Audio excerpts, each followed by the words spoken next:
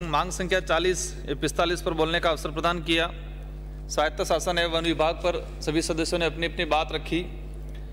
हम नगर पालिका, नगर परिषद, नगर निगम की बात करें तो टाइम आपका 7 मिनट है। 5 मिनट में मैं घंटी बजाऊंगा, 2 मिनट में आपको समाप्त करना है। सर बजाते ही फिर वो हमारा लय टूट जाता है सबके लिए।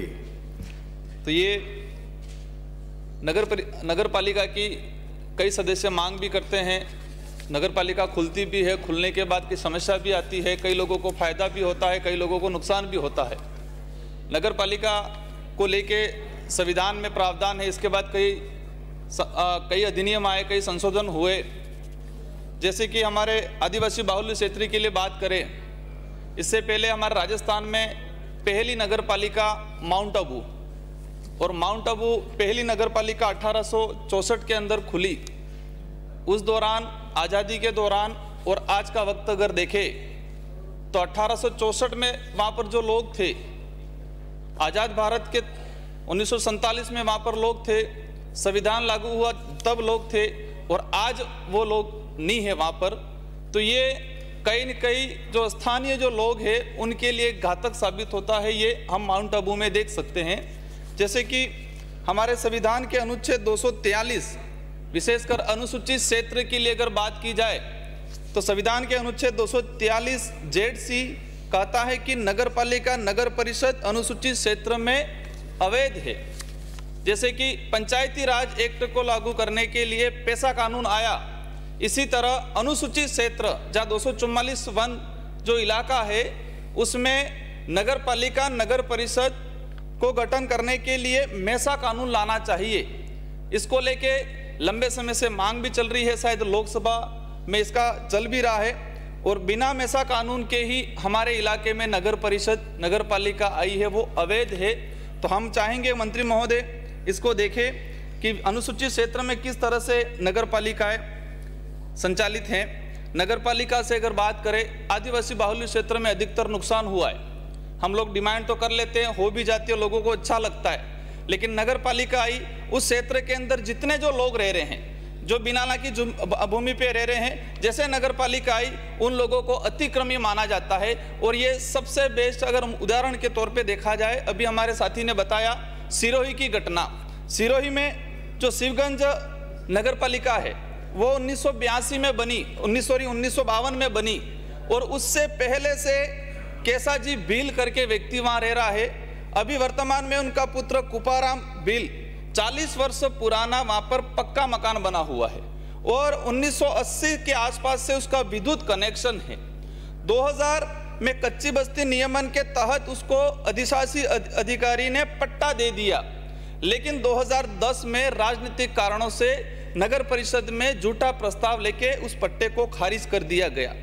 मतलब जहाँ नगर पालिका 1982 में आई, उससे पहले का व्यक्ति है, और उस व्यक्ति के पुत्र को और उसके पौत्र को आज तक पट्टा नहीं मिल पाया। और उसी राजनीति, इसी कारण से आज कार्तिक भील की हत्या हुई, और आज तक उस पट्टे की न्याय के लिए जिला कलेक्टर सिरोही के बाहर उसका परिजन, छोटे छोटे बच्चे आज भी धरना दे रहे हैं। और राज्य सरकार मंत्री जी को भी अवगत कराया है, लेकिन इसके बारे में आज तक, और हम दावा कर रहे हैं, हमारे राजस्थान के मुख्यमंत्री जी कह रहे हैं कि हम शहर में रहने वाले लोगों को पट्टा दे रहे, 2 साल पहले है, कभी आए नहीं, उसको पट्टा दे रहे, लेकिन जो आज़ादी से पहले बैठा हुआ व्यक्ति को आज तक पट्टा नहीं मिल पाया। सरकार इस पे गंभीर हो। ये पूरे कार्तिक भील का मामला नहीं है, पूरे आदिवासी समुदाय का मामला है, तो इस पे सरकार गंभीर हो। माननीय सभापति महोदय, डूंगरपुर जिले की अगर बात करें, पेरापेरी क्षेत्र हमारे साथी ने भी बताया, पेरापेरी क्षेत्र के अंदर जो ग्राम पंचायतें आ रही है, अब पेरापेरी क्षेत्र जो बढ़ाया जा रहा है, तो क्या पेरापेरी क्षेत्र बढ़ा रहे हैं तो क्या हमारे शेड्यूल एरिया के लिए TSC जो बनी है उसमें कोई प्रस्ताव लेते हैं? क्या शेड्यूल एरिया का जो प्रावधान है इसका कोई प्रभाव है कि नहीं है? क्या ये जो गतिविधियां करने से कई शेड्यूल एरिया के जो अधिकार है उस पर प्रभाव क्या पड़ रहा है? इसके बारे में हमारे जो नगर पालिका है, नगर परिषद है, वो गंभीर नहीं है, अधिकारियों को भी इस बारे में ज़्यादा अवगत नहीं है। माननीय सभापति महोदय, वन विभाग की अगर बात करें, कहते हैं जल है तो जंगल है, जल है और जंगल है तो जीवन है। और बात करें हम सुकून के लिए, आज आधुनिक युग में जंगल की ओर जाते हैं। कोरोना गाइडलाइन, कोरोना आया, कोरोना के आते ही सब लोग गांवों में भागे, जंगलों में भागे सुकून के लिए। आज अगर बात करें हमारे भारतीय वन अधिनियम 1927, इसके बाद कई अधिनियम आए।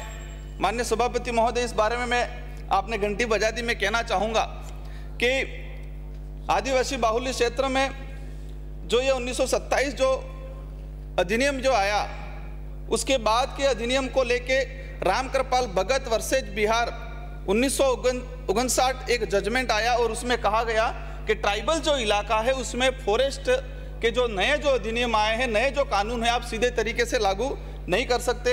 अभी भारत सरकार, भाजपा की सरकार है और फॉरेस्ट एक्ट 1947 में संशोधन करने की बात कर रही है और उसमें कई नए संशोधन ला रहे हैं जो वन विभाग में रहने वाले ट्राइबल लोगों के लिए घातक हैं।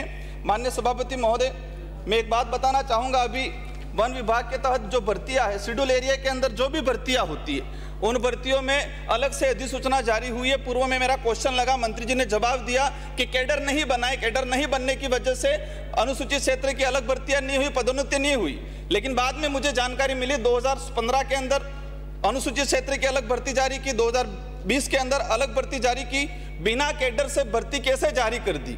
दूसरी ओर भर्ती कर रहे हैं लेकिन पदोन्नति अनुसूचित क्षेत्र के प्रावधानों के तहत नहीं दे रहे हैं। तो मैं आपके माध्यम से माननीय मंत्री महोदय से कहना चाहूंगा कि उस दौरान जिन अधिकारियों ने आपको जवाब बना के दिया, वो झूठा जवाब था। 2015-2020 के अंदर अनुसूचित क्षेत्र की अलग भर्ती दी।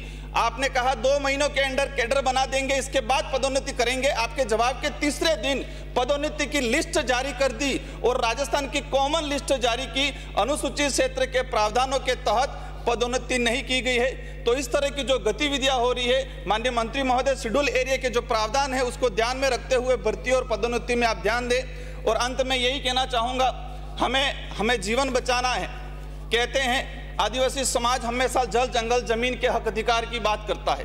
कई बार ये बात आते हैं, उन पे कई तरह के नक्सलाइट जैसे आरोप लगा दिए जाते हैं। मैं सभापति महोदय, मैं चाहूँगा कि आप और ये सदन के सारे जो साथी हैं, हमें जंगल बचाना है तो आदिवासी को बचाना पड़ेगा। और देश का हम भौगोलिक स्थिति आप देखो, जहां पर ट्राइबल है वहां पर आज भी फॉरेस्ट कहीं न कहीं सुरक्षित है। जहां पर ट्राइबल खत्म हुआ, फॉरेस्ट कहीं न कहीं धीरे धीरे खत्म हुआ है। आप देखते हैं राजस्थान के अंदर देखा जाए फॉरेस्ट किस इलाके में, जहां ट्राइबल है वहां फॉरेस्ट है। तो हम चाहेंगे कि एक यूनिटी बना के ट्राइबलों को दिया जाए, ट्राइबलों से वहां हटाने का काम नहीं किया जाए। जंगल चाहिए तो आदिवासी बचाना है, आदिवासी बचेगा तो ही जंगल बचेगा और जंगल बचेगा तो हम सब बचेंगे। आप सबको धन्यवाद। जय जवाहर। वासुदेव जी।